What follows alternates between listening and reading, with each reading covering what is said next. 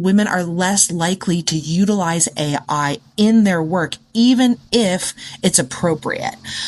The question is, why? Hi, I'm Professor Leah Ruppanner. As a sociologist, I've made it my life's mission to take down every ridiculous gender myth out there.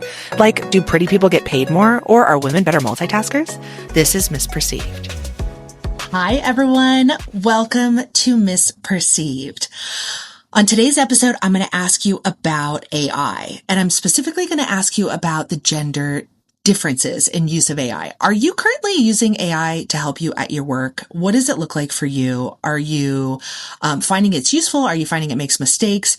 Are you worried about the ethical implications of AI? Are you worried about the environmental implications of AI? Like, what is happening for you in terms of your use of AI in the workforce? Now, for those of you who are new, hi, nice to meet you. Wonderful to have you here. I am Professor Leah Ruppanner, and I run a future work lab. And one of the things we've been doing at the Future Work Lab is we've been really working on how do we make sure that everyone understands what does the future work look like? And in particular, making sure that women are prepared and not scared for the future work. Now, when we started doing this work and we were talking about, hey, there's going to be big changes and automation and AI is here. They're two different things, right? Automation is replacing routine tasks with machines, and AI is that idea of we're trying to mimic the brain and actually replace some of the more sophisticated thinking stuff. When I started doing this training 6-7 years ago, we would say, like, here are the trends and here are the skills, and don't worry, it's in the future. Well, I know many of you know that the future is now here, that the release of OpenAI, of ChatGPT, of Claude, of Copilot has just changed the world, right? Like, we are now in the current future of work. And so one of the questions is, like, how are these AI tools being used? Are you using them or not? And if you're not using them, why? So I want to talk to you. I don't know if you've seen this, but there's this article in Harvard Business Review, and it's about research coming out of the Harvard Business School from Professor Rembrandt Koenig. And they actually were looking at, the use of AI tools. And they have this report that's called Global Evidence on Gender Gaps in Generative AI. And in this report, what they're finding is that women actually are using AI tools at a lower rate. They are 25% less likely to adopt AI tools in their workforce, which means that men are using them more than women. That actually women are less likely to utilize AI in their work, even if it's appropriate. The question is why, right? And what does this do? What are the implications of this? Well, first is, like, do you think this is true? Are you seeing this in your workforce, and what does it look like for you? And the second is, if women are using AI at lower rates than men, what are kind of the implications of this? Now, one of the things I want you to think about is the fact that AI is training on your own data. It's using your data to make better decision making. It's using your data to think. You're building the brain. You're contributing to the collective knowledge. You're making AI stronger, better, and more robust, more accurate. And if we don't have women's voices in that, what happens is you have a lot of men who are training it, right? If men are much more likely to use AI, well, then part of the reason why AI is going to shift and change in the collective brain, and sorry, I'm going to just keep going on this. This is still your educational moment. Like, they talk about supervised and unsupervised learning. Supervised learning is like, imagine you're like telling the baby what to do, and unsupervised learning is like the baby's just learning on its own through its own perception and data and knowledge. And basically what's happening is a lot of the improvement in our AI models is unsupervised learning. And what it means is there's just data being poured into the AI systems that then is being used to retrain and create better decision making. And what I mean by better decision making is it's trying to become more accurate. It's trying to say, like, okay, if a human were to do this, or if there was an optimal outcome, how do I use the data to get there? The problem is, if you don't have women using or training the data, then actually it's making these decisions based on men's voices. The data is imbalanced. The decision making is imbalanced. The outcome is imbalanced. And you're going to have AI or generative AI that is actually less accurate for women's experiences. This will be true globally. So I'm giving you that, like, gender intersection, but you can imagine if it's training on just US based people, or if it's training on people in the English speaking world, or if it's training on rich nations, then you can see why this will be a very imbalanced tool in terms of its utility for people around the world, people with different identities, people with different experiences, people in different countries. And so the goal, of course, is to have so so much data that, it can create tailored and accurate decision making. But when you have data gaps, we often think about like, oof, I don't want it to collect my data. But in addition to that, that also, when there's data gaps, it makes the decision making imbalance. It leads to, a different outcome. It makes our brain less fluid. It makes our brain a little bit more fixed, our AI brain, not our physical brains, our AI brain. You're building the brain. And if you are not doing it, then you're missing out on this piece. Okay. So in this article, they talk about like some of the consequences on this, and I'll just read out kind of three. One is that they are going to say that women may struggle to advance in their careers, that if women aren't actually using the technology in the same way that men are to increase their productivity or to learn, or if AI is integral to the future of the workplace and women are more hesitant about it, well, then actually that's going to create a disadvantage. The second thing is that there's a loss of opportunity or growth for organizations, right? So if you're only have some portion of your workplace using AI, then you're going to miss out on the growth in that as well. And again, it makes that argument about the input from women that basically, hey, you're going to have AI systems that are imbalanced. Now, before you think that I'm just here to actually promote AI to you, I know I'm saying to you, like, I know you think at the end of this, my conclusion is going to be, hey, women, you need to embrace generative AI. It is kind of my conclusion because I do think that you want to be on the front foot, but I want to talk about some of the reasons why women might not be embracing AI, why they might be concerned about AI in particular. One of the reasons that I keep hearing is that there is a concern about the environmental costs of AI, that women are thinking about what happens if I use AI for the world around me.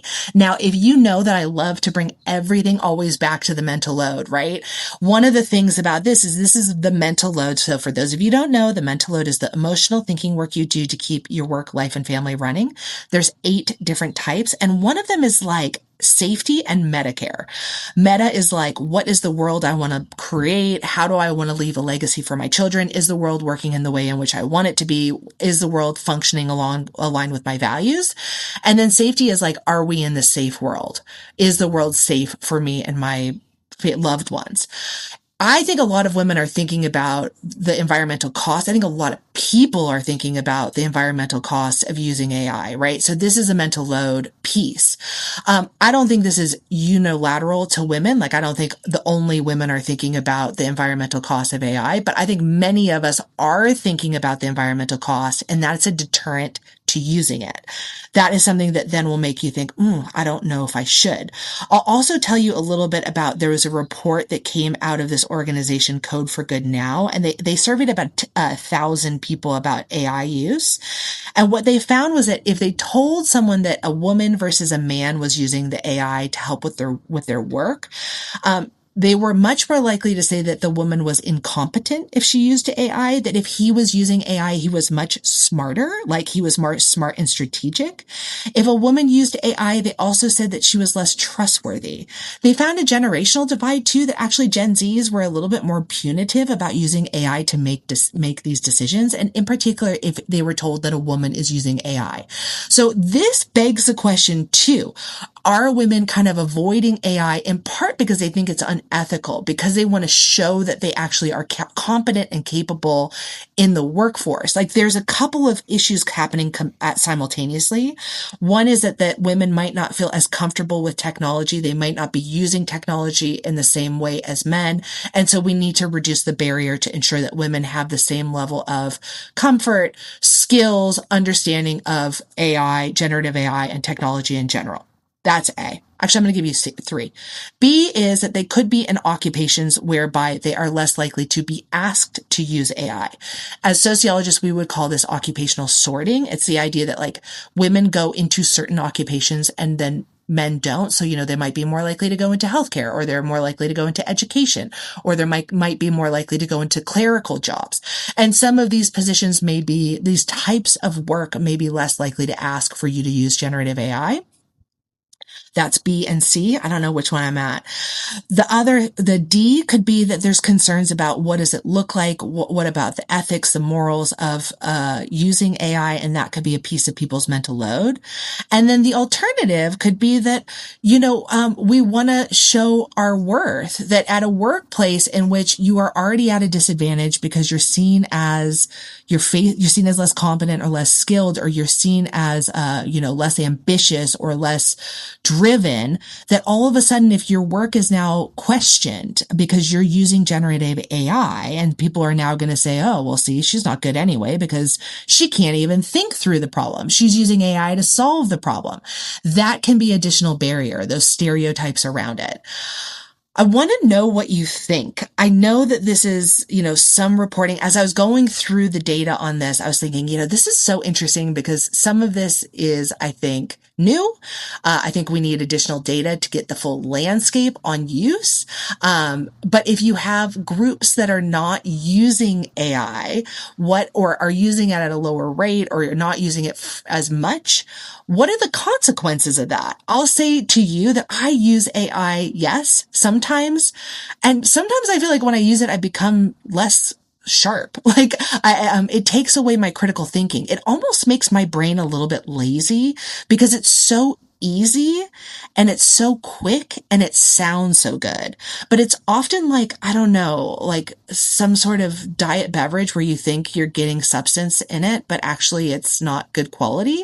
And so you're like, oh, this looks nice and feels nice. But once you actually peel back the layers, you're like, oh, wait, what is this saying? It's like really beautiful nonsense. And so I am sometimes thinking like, I want to maintain my skills, right? Like I don't want to deteriorate my skills. I want to use my brain more because I feel like I become too reliant on AI, or I feel like I'm too reliant for it to do the thinking work, or I feel like it's kind of like when I'm lazy and I want it to do quick thinking, but then actually it's not good thinking. What's your experience on this? And do you think there's a gender difference? And what of the explanations do you think that I've got right? And which do you think I've got wrong? Or what do you think I've missed? Are you using AI in your workforce? Do you think there's a gender difference? And why do you think that happens? And do you think this will all close generationally? Like, do you think actually that the next Gen Alpha, Gen Z, like this is going to be the end of this kind of gender-based digital divide? Probably yes, right? Or do you think like all the articles I'm reading that they're going to go analog? That they're going to have pen and paper, that they're going to push away from generative AI because they're going to be less complicit and complacent in using it. I heard something the other day that said like millennials are going to be the stopgap in this. They're going to be the barrier because Gen Z is like critical of it. They grew up in it. They don't like it. Gen Z and Gen Alpha, they grew up in it. They don't like it. They're more, not that they don't like it, but they're more skeptical of having AI and technology everywhere around them. And they're much more likely to push back and put boundaries on. And those of us who are in a millennial generation or a Gen X, it's like we learned that we have the belief that technology is going to always improve our lives. So we're much more integrative in this. These are all social norms, ideologies that come across generations. And my question is, what do you think that's going to mean for the future work? What does that mean for your mental load? What does that mean for how you're thinking about how to step in, use, access, and be a part of this future of our work and life that is so fluid, changing, shifting, magical, terrifying, overwhelming, exciting, all at the same time? Let me know what you think. I'd love to hear from you. So, as per always, thank you for listening to MissPerceived, where you don't need a PhD. You just get to come hang out with me. And I want to tell you that I love you and I hope you have a wonderful, wonderful week. Let me know what you think. I'm on Instagram at Prof. Leah. You can send me something through my email address, through my website. Any way you can contact me and let me know your thoughts. I am very grateful. And I often will do an episode on it. There's one coming up from a comment from a listener that's going to be the next episode. So I really do read it. I think about it and I process it and I appreciate it. Have a wonderful week. I love you and goodbye. Mwah. We are so lucky and grateful that this series is being supported by the Melbourne Public Humanities Initiative at the University of Melbourne.